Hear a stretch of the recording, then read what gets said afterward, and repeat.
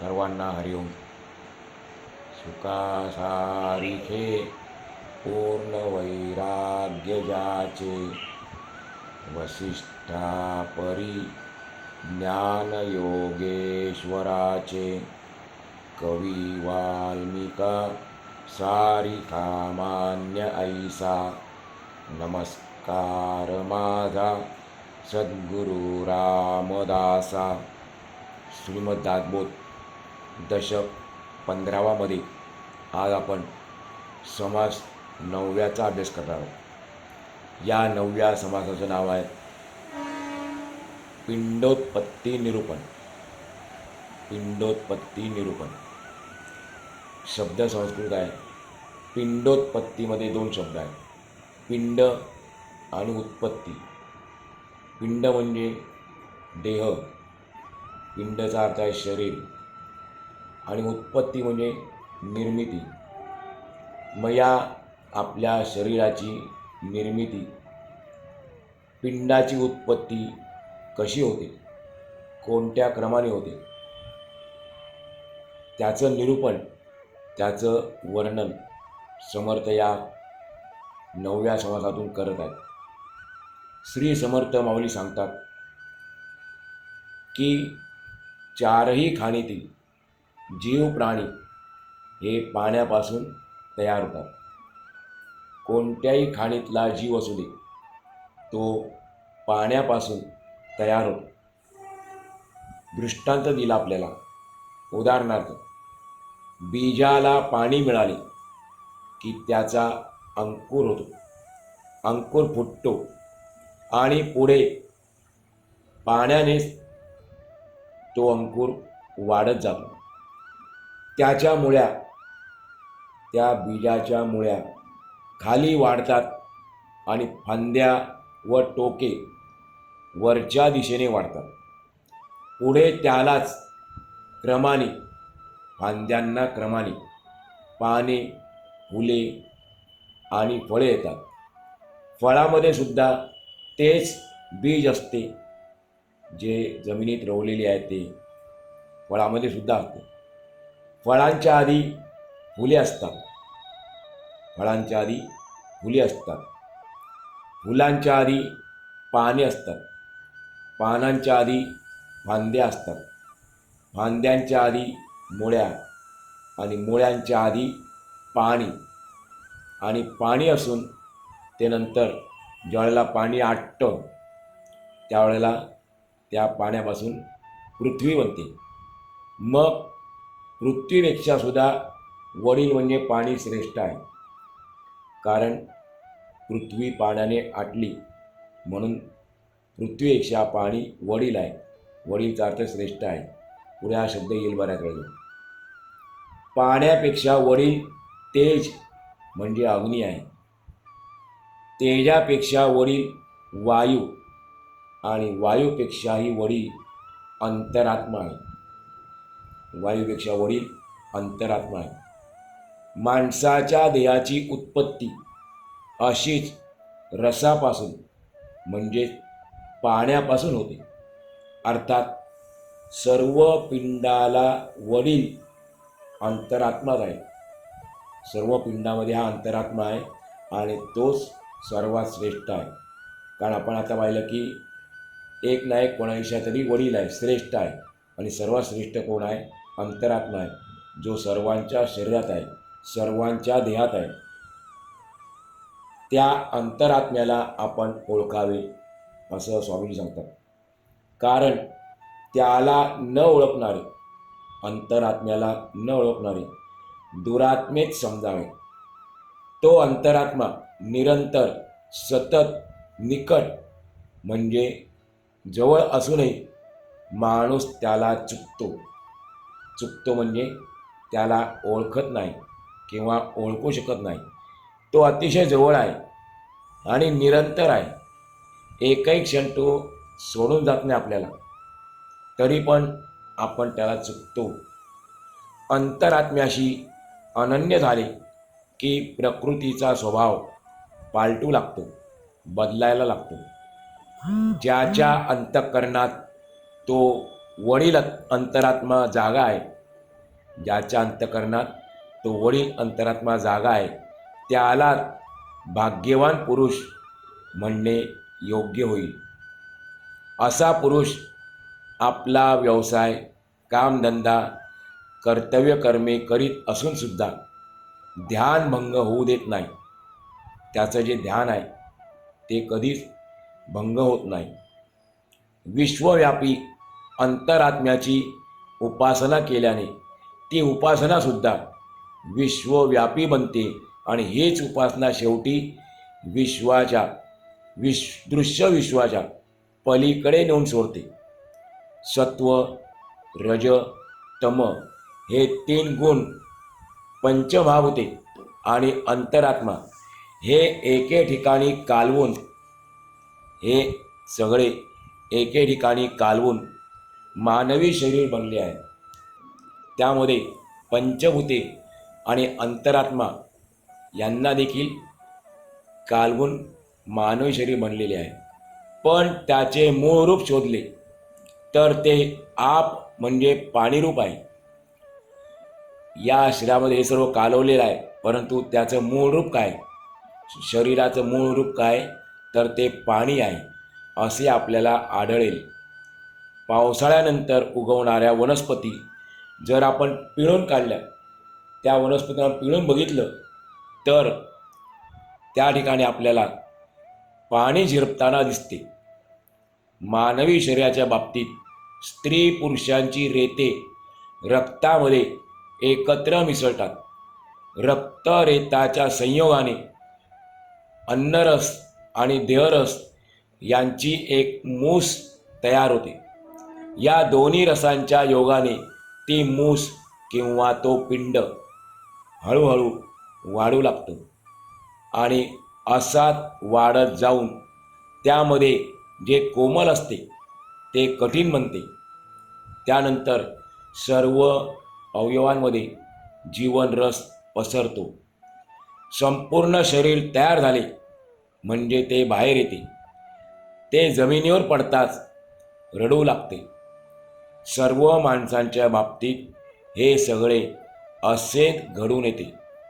देह वाढत जातो तशी माणसाची कुबुद्धीसुद्धा वाढत जाते. हे सारे मुळापासून घडते. पाहता पाहता सगळे वाढत जाते आणि मोडते. सर्वांचे शरीर दिवसेंदिवस मोठे होत जाते. मग निरनिराळे विचार सुचू लागतात. ज्याप्रमाणे झाडाच्या फळात बीज असते त्याप्रमाणे मानवी जीवनात दुःख सुद्धा तसेच घडते. ऐकून आणि स्वतः पाहून ते सगळे काही आपल्या ध्यानात येते. बीजाला पाणी मिळाले की ते अंकुरते, पण त्याला पाणी मिळाले नाही तर ते उडून जाते. माती आणि पाण्याचे मिश्रण बीजासाठी उत्तम असते. माती आणि पाणी यांच्यात बीज असेल तरच ते बीज भिजते आणि त्याला अंकुर फुटतो. तो आपोआप वाढतो. त्या वाढण्यामध्ये मोठा आनंद असतो. त्याच्या मुळ्या खाली जमिनीत धावतात तर फांद्या वर आकाशाच्या दिशेने डोलतात. बीजामध्ये असताना मुळ्या आणि फांद्या एकच असतात. बीजामध्ये त्या दोन्ही मुळ्या आणि फांद्या एकच असतात, पण नंतर दोन्ही बाजूंनी त्या वाढू लागतात. मुळ्या जमिनीत खोल जातात तर झाडांचे शेंडे वर आकाशात जातात आणि मग अनेक प्रकारच्या पानांनी, फुलांनी आणि फळांनी नुसती भरून आणि बहरून जातात. झाडाच्या उदाहरणावरून समर्थ माऊली असे दाखवतात की मागे जाता जाता आपल्याला अखेर अंतरात्म्यापर्यंत जावे लागते. तो सर्वांचे मूळ आहे. तिथपर्यंत जायचं कारण का आपल्याला? तो अंतरात्मा सर्वांचे मूळ आहे. झाडाच्या वाढण्यामध्ये पाहिले तर असे आढळते की फळापेक्षा फूल वडील आहे, तर फुलापेक्षा पान वडील आहे. आणि याच क्रमाने पानापेक्षा झाडाची लाकडे वडील आहे. लाकडापेक्षा बारीक मुळ्या जमिनीत गेलेल्या त्या वडील आहेत, श्रेष्ठ आहेत. पण मुळ्यांपेक्षा पाणी वडील आहे. पाणी घट्ट बनते आणि त्यामुळे सगळ्या पृथ्वीवर अनेक प्रकारच्या पिंडांचे कौतुक पाहायला मिळते. आत्ता वर सांगितल्याप्रमाणे जगामध्ये पिंडोत्पत्तीच्या बाबतीत, देहनिर्मितीच्या बाबतीत असा प्रत्यक्ष अनुभव येतो आणि म्हणून सर्वांमध्ये पृथ्वी वडील आहे. परंतु या सृष्टीमध्ये पृथ्वीपेक्षा आप श्रेष्ठ, पाण्यापेक्षा अग्नी श्रेष्ठ आहे, अग्नीपेक्षा वायू श्रेष्ठ आहे आणि वायूपेक्षा सुद्धा अंतरात्मा स्वाभाविकपणे श्रेष्ठच आहे. अशा अनुक्रमाने पाहिले तर शेवटी अंतरात्मा वडील आहे, श्रेष्ठ आहे. त्या अंतरात्म्याला जो जाणत नाही, वडील असणाऱ्या अंतरात्म्याला, श्रेष्ठ असणाऱ्या अंतरात्म्याला, जो सर्वांच्या हृदयात आहे, सर्वांच्या आतमध्ये आहे, सर्व पिंडात आहे, त्याला जो जाणत नाही तो दुरात्मा होय. आत्म्यापासून जो दूर झाला किंवा आत्मा ज्याला अंतरला, म्हणजे आत्मा ज्याच्यापासून दूर झाला तो दुरात्मा. दुरात्म्याची व्याख्या काय? आत्म्यापासून जो दूर झाला किंवा आत्मा ज्याला अंतरला, म्हणजे आत्मा ज्याच्यापासून दूर झाला तो दुरात्मा. अंतरात्म्याला ओळखले म्हणजे प्रकृतीचा स्वभाव पालटतो आणि असा मनुष्य व्यवहार करीत गेला तरी त्याचे अनुसंधान, त्याचे ध्यान भंग पावत नाही. अंतरात्मा जागा होणे हे भाग्याचे लक्षण आहे. अंतरात्म्याची उपासना ही विश्वव्यापी म्हणते. मग तीच उपासना उपासकाला पलीकडे नेऊन परब्रह्मात विलीन करते. परंतु शोकांतिका अशी आहे की अंतरात्मा खूपच जवळ असूनही आपण त्याला चुकतो, आपण त्याला ओळखू शकत नाही. त्याच्या अनुभवाची ताण कोणाला लागत नाही. अंतरात्म्याचं दर्शन घ्यायचे, मला तिथपर्यंत पोचायचे अशी कोणालाही इच्छा नाही, अशी कोणालाही ताणसुद्धा नाही.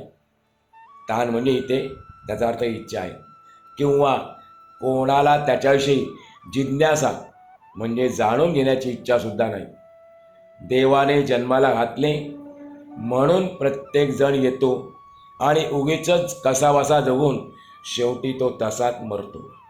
म्हणून सगळ्यांपेक्षा श्रेष्ठ असा अंतरात्मा, त्याच्याशी आपण अनन्य झाले पाहिजे. मग प्रकृतीचा स्वभाव बदलायला लागतो. अंतरात्म्याशी अनन्यता साधलेला माणूस नित्याची कर्मे करतो, नेहमीचे व्यवहार करतो, पण ती करीत असताना तो ध्यानापासून दूर जात नाही. त्याच्या बोलण्या चालण्यामध्ये काही दोष, कमीपणा, उणीव किंवा विपरीतपणा दिसत नाही. ज्याने अंतरात्म्याला ओळखले त्याची लक्षणं सांगतात. वडिलांनी जे निर्माण करून ठेवले आहे ते पाहिले पाहिजे. अशा व्यवहारात शिरस्ता, असा हा व्यवहारातला शिरस्ता आहे. कोणता?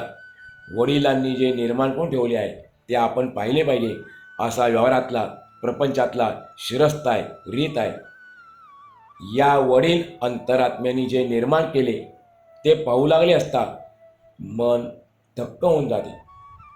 त्याने काय काय निर्माण केले आहे आणि आपण काय काय पाहावे असे आपल्याला होऊन जाते. तो अंतरात्मा ज्याच्या अंतःकरणात जागा झाला तोच भाग्यवान पुरुष बनला. त्याची जाग अल्प आहे. ज्या व्यक्तीची जाग अल्प आहे तर त्याचे भाग्य देखील अल्पच असते. यासाठी त्या अंतरात्म्यरूपी नारायणाला अखंड निरंतर ध्यानीमनी आपण आठवावे. तसे केले तर मग लक्ष्मी आपल्यापासून कधीच दूर जाणार नाही. तो अंतरात्मा विश्वव्यापी आहे, चराचरामध्ये व्यापून आहे. त्याची आपण पूजा करीत जावी. भक्तियोगाची किंबहुना भक्तीचीच व्याख्या करताना विश्वमाऊली श्री ज्ञानेश्वर महाराज सांगतात. त्यांच्या ग्रंथातून ज्ञानेश्वर लिहितात, जे जे भेटे भूत ते ते मानिजे भगवंत, हा भक्तियोगो निश्चित जाण माझा. माऊली काय सांगतात की आपल्याला जे जे भूत भेटेल, भूत म्हणजे जीव प्राणी, जो जो प्राणी भेटेल त्यासी मानिजे भगवंत, त्याला भगवंत समजायचं, तो भगवंतच आहे. आणि पुढे म्हणतात खात्रीपूर्वक, हा भक्तियोग माझा जाण, हा माझा भक्तियोग आहे असं तू निश्चितपणे जाण. आणि म्हणून प्रत्येकाला, प्राणीमात्राला आपण संतुष्ट करावे. देहाला जे काही केले जाते, आपल्या शरीराला जे काही केले जाते ते ते सर्व अंतरात्मा ग्रहण करतो. म्हणून कोणाच्याही देहाची मनापासून सेवा करावी. कोणाचाही देह असेल, कोणाचंही शरीर असेल, पण आपण त्याची अगदी मनपूर्वक सेवा करावी.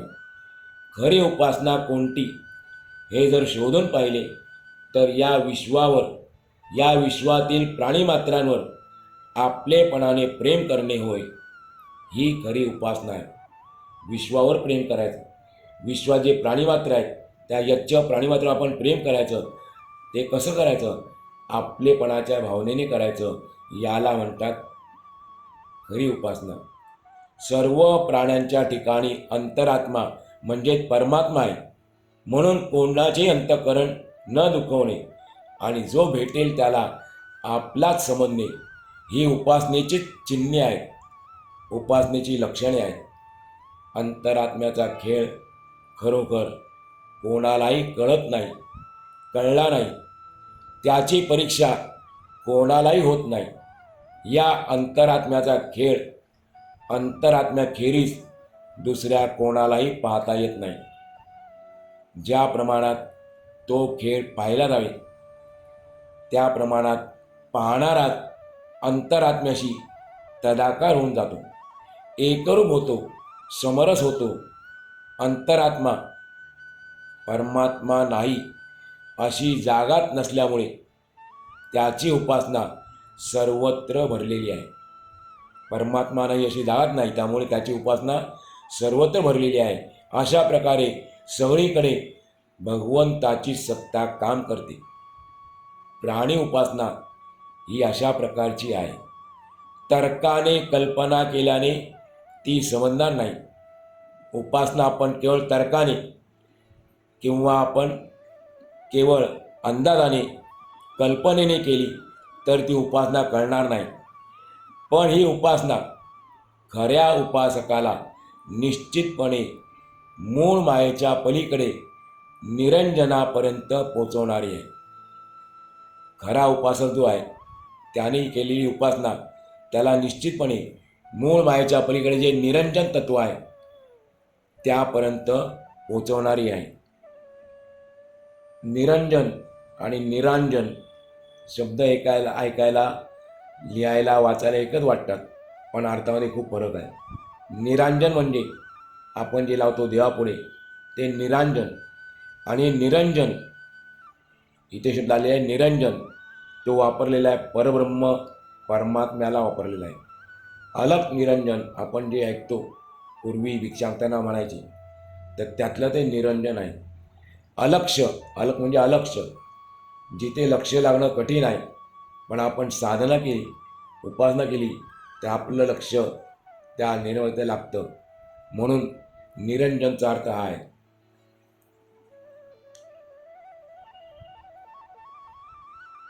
म्हणून त्या निरंजनापर्यंत आपल्याला पोचवणारी आहे. अंतरात्म्याच्या सत्तेने सर्व कामे चालतात. सर्व प्रकारची कर्मे त्याच्याच इच्छेने चालतात, त्याच्याच कृपेने, समोर सांगतात, त्याच्याच कृपेने सर्व काही या जगामध्ये चालते. माणूस उपासक बनतो. भगवंताची कृपा झाली तरच माणूस उपासक बनतो. त्याच्या अनुभवाने माणसे ज्ञानसंपन्न होतात. अंतरात्म्याचा अनुभव आला तरच माणसे ज्ञानवान होतात. नाना शस्त्रे आणि नाना मते ही अखेर अंतरात्म्यातून प्रगट होतात. वेगवेगळी शास्त्र आहेत, त्याच्यावर आधारित वेगळी मतं आहेत. ती मतं किंवा शास्त्र अंतरात्म्यातूनच प्रगट होतात. नियमित आणि अनियमित तसेच व्यवस्थित आणि अव्यवस्थित हे प्रकार ज्याच्या त्याच्या कर्मानुसार घडत जातात. सगळ्यांना मूळ प्रेरणा अंतरात्म्याचीच असते. त्याच्यात इच्छेने, सत्तेने आणि प्रेरणेने सर्व काही घडते, ही गोष्ट खरी. पण त्यापैकी आपल्याला योग्य आणि जे घेण्यासारखे आहे तेच आपण घ्यावे. आपली ताकद पाहून, पातळी ओळखून आपण वागले पाहिजे, हे केव्हाही चांगलेच. स्वामीजी सांगतात, कर्ममार्गामध्ये आवाहन आणि विसर्जन असे पूजाविधान सांगितलेले आहेत. आपण देखील ज्यावेळेला भगवंताची मूर्ती आणतो, उदाहरणार्थ गणपतीची असते गणेशोत्सवामध्ये, देवी मातेची असते नवरसमध्ये, पण ती आणल्यानंतर पहिल्यांदा मूर्तीला आवाहन केलं जातं आणि नंतर शेवटच्या दिवशी विसर्जन. मग आवाहन म्हणजे काय, विसर्जन म्हणजे काय ते सांगतात. आवाहन म्हणजे प्रेमाने बोलावणे. आवाहनचा अर्थ काय, प्रेमाने बोलावणे. आणि विसर्जन, विसर्जनचा अर्थ आहे निरोप देणे. भगवंत माझ्याहून वेगळा आहे अशी भावना जेथपर्यंत असते तोपर्यंत त्याचे आवाहन आणि विसर्जन चालते. या दोन्ही क्रिया कधी घडतात, जेव्हा आपल्याला असं वाटतं मनुष्याला की भगवंत माझ्यापेक्षा वेगळा आहे, मी भगवंतापेक्षा वेगळा आहे, त्यावेळेला आवाहन आणि विसर्जन चालतं. परंतु पुढे सांगतात, भगवंताशी ज्याची अनन्य भावना आलेली आहे, भगवंतापेक्षा मी वेगळा नाहीच ही भावना निर्माण झालेली आहे, की मग आवाहन आणि विसर्जन संपुष्टात येते, निघून जाते. त्याचप्रमाणे चंचलाचा प्रांत येथे संपून निश्चलाची कक्षा लागते. चंचल, निश्चल आपण शब्द ऐकतो बऱ्याच वेळेला. सोपा अर्थ आहे, चंचल म्हणजे माया, निश्चल म्हणजे ब्रह्म परमात्मा. चंचलाचा प्रांत संपून निश्चलाची कक्षा सुरू होते. वेदांत म्हणजे शास्त्र प्रचिती. शास्त्रात सांगितलेलं आहे, त्याचा अनुभव आला तर ते वेदांत. सिद्धांत म्हणजे गुरुप्रचिती आणि धादांत म्हणजे आत्मप्रचिती. या तिन्ही प्रचितींना अध्यात्मामध्ये, परमार्थामध्ये अत्यंत महत्त्व आहे.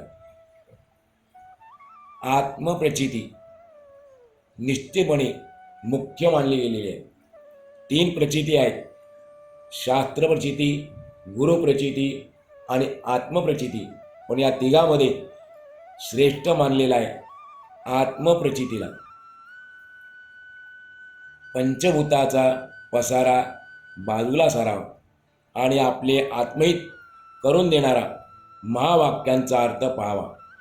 समज काय म्हणतात, हा जो पंचभूता पसारा आहे, हे विश्व म्हणजे काय, पंचभूताचा पसारा आहे, तो आपण बाजूला सारावा आणि आपले आत्महित स्वहित करून देणाऱ्या महावाक्यांचा आपण अर्थ पाहावा. उदाहरणार्थ, अहम ब्रह्मास्मी, अयमात्मा ब्रह्म, अशावर जी महावाक्य आहेत त्याचा आपण अर्थ पाहावा.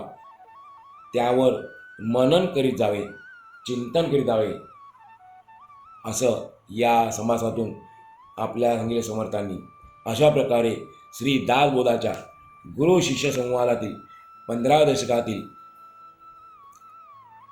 पिंडोत्पत्ती निरूपण नावाचा 9वा समास पूर्ण झाला. आज आपण या ठिकाणी आजचा पूर्ण करूया आणि पुढच्या वेळेला आपण दुसऱ्या समासाचा अभ्यास करूया. हरि ओम.